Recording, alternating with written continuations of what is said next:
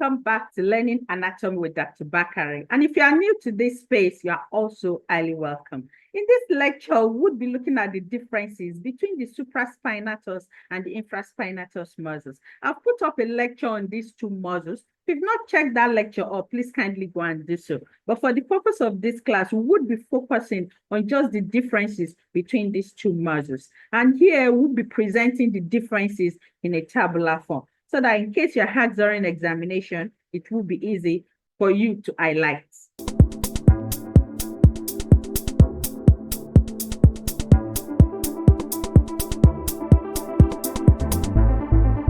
So using this image by the side, this is the posterior surface of the scapula. The posterior surface of the scapula is where the supraspinatus and the infraspinatus muscles are embedded. If you look at the configuration of the posterior surface of the scapula, you see that it is further subdivided into two fossae. And this subdivision is done by the spine of the scapula. This is the spine of the scapula where this arrow is pointing. The spine of the scapula is an horizontal projection that divides the posterior surface of the scapula into the supraspinous fossa superiorly and infraspinous fossa inferiorly. And if you look at it, you see that the supraspinous fossa is smaller, while the infraspinous fossa is larger.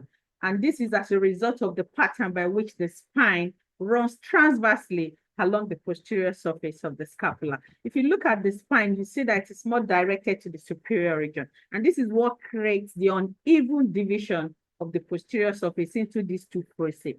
So the supraspinous fossa is seen to accommodate the supraspinatus muscle, just a corresponding named muscle. And it is supra because it is above, so it is located at the upper region of the posterior surface of the scapula. We have the inferior region here, we have the infraspinatus muscle that is embedded within the infraspinous fossa, just also a corresponding named fossa. And it is also infra because it is located at the inferior region of the posterior surface of the scapula. So this is how we have these two muscles positioned or embedded within the two fossae that are created at the posterior surface of the scapula. So before we drive through into highlighting the differences between these two muscles, try and establish the similarities that they present. The supraspinatus and the infraspinatus muscles are located or are seen at the posterior surface of the scapula. And this we have initially highlighted. So this is one of the similarities that they present. These two muscles also form part of the rotator cuff muscle. We know that the rotator cuff muscles is a collection of muscles that are seen to run through or run across the shoulder joint. These muscles are 4 in number. Two of these muscles are the supraspinatus and the infraspinatus muscle. The other two include the subscapularis and also the teres minor muscle. These 4 muscles are seen to run across the shoulder joint, and this is where they are helping to reinforce this joint by helping to stabilize the head of the humerus into the glenoid fossa of the scapula. If you look at this lateral region of the scapula, we see that we have an indentation that is referred to as the glenoid fossa. Glenoid fossa is what receives the head of the humerus. This is where we have the humerus here. So you have this head of the humerus fixing into the glenoid fossa of the scapula, and this is where they form the glenohumeral joint that can also be referred to as the shoulder joint. And it is this rotator cuff muscle that helps to run across this joint, thereby helping to stabilize it. So 2 of these rotator cuff muscles include the supraspinatus and also the infraspinatus muscles. Another similarity is that they present is that they both insert on the greater tubercle of the humerus. If you look at this image by the side, this is where we say we have the supraspinatus muscle. The fibers of this muscle are seen to run laterally, where they are finally inserted on the greater tubercle of the humerus. Also, the fibers of the infraspinatus muscle also are directed laterally, where they are finally seen to be inserted on the greater tubercle of the humerus. So you see that they have the same insertion points, even though within the greater tubercle of the humerus, we have different fossates that receives the different fibers of these muscles. But this will be highlighting more as we continue with this lecture. Another similarities that they present is that they receive their blood supply from the same source, and this is the suprascapular artery. The suprascapular artery is an emergence from the thyrocervical trunk, which emerges from the subclavian. This is where we have the subclavian artery here highlighted at this point. From the subclavian artery, we have the emergence of the thyrocervical trunk that is highlighted here in yellow. It is from this thyrocervical trunk that we then have the emergence of the suprascapular artery.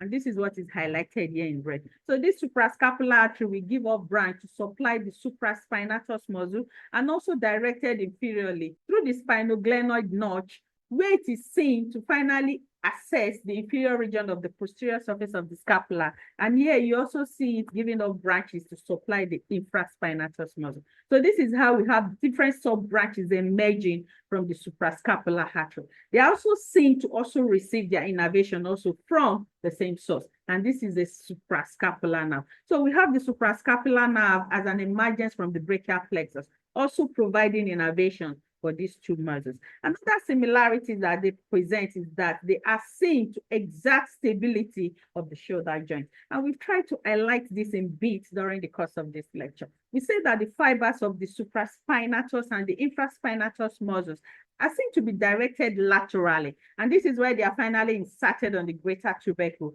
of the humerus. And during this course that they run, they are seen to run across the shoulder joint. And this is where they are helping to stabilize the head of the humerus within the glenoid fossa of the scapula. So they are helping to support or enhance the stability of the shoulder joint. So these are the similarities that the supraspinatus and the infraspinatus muscles exhibit.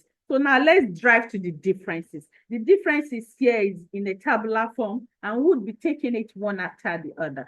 But the first difference is that the supraspinatus muscle is embedded or located within the supraspinous fossa. This is a corresponding named fossa, while the infraspinatus muscle is embedded within the infraspinous fossa. We've tried to also highlight it during the course of this lecture. So let's go to the second differences. And this is the fact that the supraspinatus muscle is inserted specifically on the superior facet of the greater tubercle of the humerus, while the infraspinatus muscle is inserted specifically on the middle facet of the greater tubercle of the humerus. Remember when we tried to describe the insertion point of these two muscles, when we're trying to highlight the similarities that they present, we say that they are both inserted on the greater tubercle of the humerus, but there are specific sites within the greater tubercle of the humerus where these two muscles are finally inserted upon.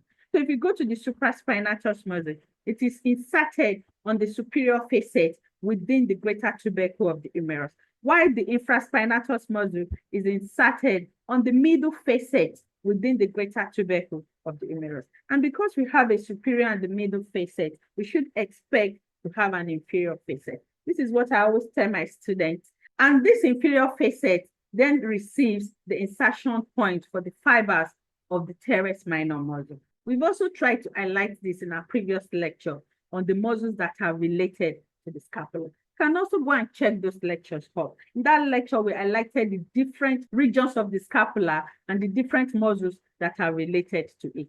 So now let's go to another differences. And this is the fact that the supraspinatus muscle is smaller in terms of size, while the infraspinatus muscle is larger in terms of size. And this is understandable, considering the fact that the supraspinous fossa is smaller than the infraspinous fossa. We can see as demonstrated here in this image. So we should also expect that the muscles that will be embedded within them will also take their corresponding size. Another difference in terms of the actions that they exert is that the supraspinatus muscle exerts abduction of the arm when the arm is taken away from the body, while the infraspinatus muscle is seen to exert lateral rotation of the arm. And this is when the arm is rotated away from the median plane. This can also be referred to as external rotation. So these are the functions that they exert when these two muscles act individually. But when they act collectively with the other rotator cuff muscle, they are seen to help stabilize the shoulder joint.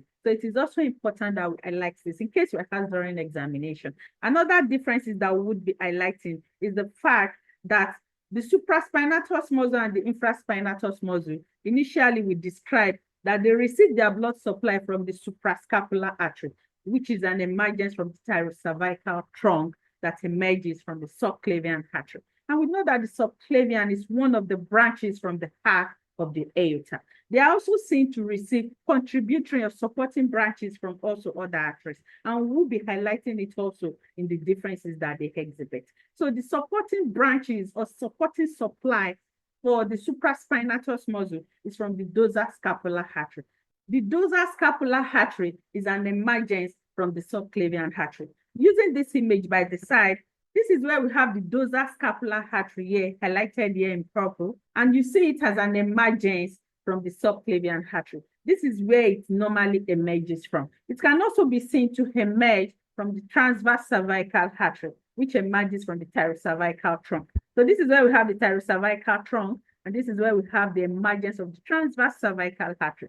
So from the transverse cervical artery, we can also have the emergence of the dorsal scapular artery. So this is how this artery would emerge and would finally seem to also support in providing blood supply to the supraspinatus muscle, but it is seen to majorly originate or emerge from the subclavian.